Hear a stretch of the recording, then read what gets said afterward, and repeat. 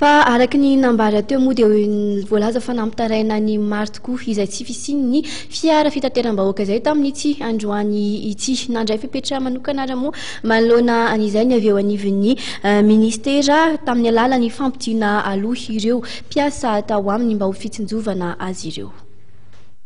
Ny ravaloha avokoa ireo mpiasan'ny ministera noho ny tsy fisian'ny fiara fitateram-bahoaka izay nanao ny fitokonany ny androany. Fepetra tsy maintsy niraisina izany no fitsinjovana azy ireo araka ny fanazavana voaray avy eny amin'ny ministera. Raha ny teny anosy izay faritra misy ireo ministera-panjakana manokana no resahana dia feno olona nandeha tongotra ny arabe.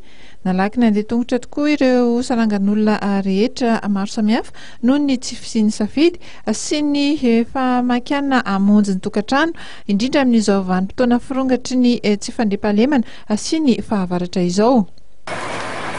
Tsisy zany sy azo atao hoe andeha bisikileta na andeha moto fa bis tsy misy dia tsy azo mibatatra. Maintsy mandeha tongotra aloha zany hoe mandeha hitanareo ilay fiainatsika zany amin'izao fotoana izao dia tsy maintsy tsika tsaiky milaza azy fa misadapy tamin'ny zava-misy rehetra tsika mandra-piverina amin'ny hoe mety ara-dalàna.